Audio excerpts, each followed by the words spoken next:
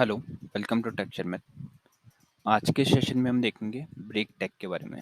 तो break tag क्या होता है? ब्रेक टैग अगर हम कोई भी टेक्स्ट एचटीएमएल ब्राउज़र पेज पे शो करते हैं और उस टेक्स्ट के बीच में हमारे को अगर कोई लाइन ब्रेक करना है, तो उस केस में हम ब्रेक टैग का यूज़ करते हैं।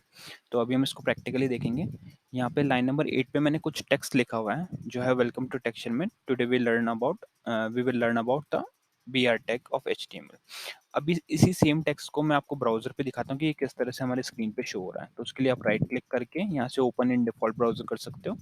मैंने ऑलरेडी उसको ब्राउजर पे ओपन किया है, तो मैं आपको डायरेक्टली वहीं दिखाता हूँ। तो यहाँ पे हमारा टेक्स्ट इस तरह से लिखा हुआ है, वेलकम टू टेक्सचर में today we will learn about about the B R tag of HTML. ठीक है, तो अभी हमने देखा कि हमारे टेक्स्ट डायरेक्टली इस तरह से स्क्रीन पे शो हो रहा है। बट सपोज अब हमारी रिक्वायरमेंट ऐसी है कि हमारे को यहाँ पे टेक्सचर में के बाद में एक लाइन का ब्रेक चाहिए। मतलब ये जो हमारी today we will learn about the B R tag, ये वाला जो टेक्स्ट है हमारा, ये नेक्स्ट लाइन में आना चाहिए।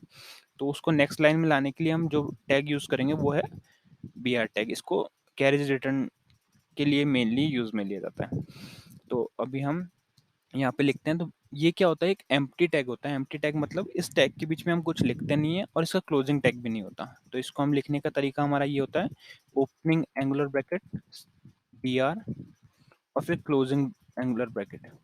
बस इतना। ये टैग एक सिंगल है। जैसे नॉर्मली हमने देखा कि हर टैग का एक क्लोजिंग टैग भी होता है। जैसे टाइटल का क्लोजिंग टैग है, टाइटल, हेड का भी है, बॉडी का भी है। बट कुछ टैग ऐसे भी होते हैं जिनका कोई क्लोजिंग टैग नहीं होता, और बी आर टैग उनमें से ही एक है।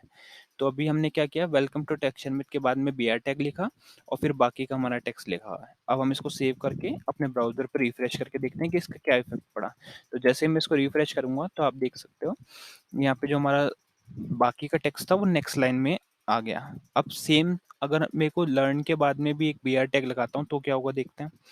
तो उसके लिए मैं यहाँ पे वापस से लर्न के बाद में बी आर टैग का यूज करूंगा, तो ये इस टेक्स्ट को भी ब्रेक कर देगा। मतलब नेक्स्ट लाइन में ये टेक्स्ट चला जाएगा हमारा। तो जैसे ही सेव करके मैं इसको वापस रिफ्रेश करूंगा तो ये हमारा टैग वापस चला गया। अभी हम इसको वेलकम टू टेक्सचर में से पहले हम कुछ बी आर टैग यूज करके देखते हैं। तो मैंने यहाँ पे बी आर टैग 2 बार यूज किया यहाँ पे। अब इसको सेव करते हैं और स्क्रीन पे रिफ्लेक्ट करके देखते हैं क्या रिप्रेजेंट हो रहा है। जैसे ही आप स्क्रीन रिफ्रेश करोगे तो आप देखोगे यहाँ पे 2 ब्लैंक लाइन ऊपर आ गई है। तो इस तरह से अगर हमारे को कोई भी स्क्रीन पे ब्लैंक लाइन रिटर्न करनी है या लाइन ब्रेक करना है, तो उस केस में हम बी आर टैग का यूज करते हैं। तो मेनली ये हमारे को एक ब्रेक देता है लाइन का, और एक इंसर्ट कर देता है एक ब्लैंक लाइन को उसके अंदर।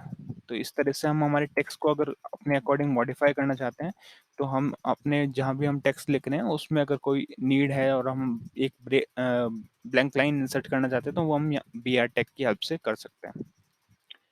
सो इस सेशन के लिए इतना ही था। आज हमने मेनली देखा कि कैसे बी आर टैग का हम यूज़ करते हैं और इसका एडवांटेज क्या होता है। टेक्स्ट को और बेटर मॉडिफाई करने के लिए हम किस तरह से बी आर टैग को यूज़ करते हैं।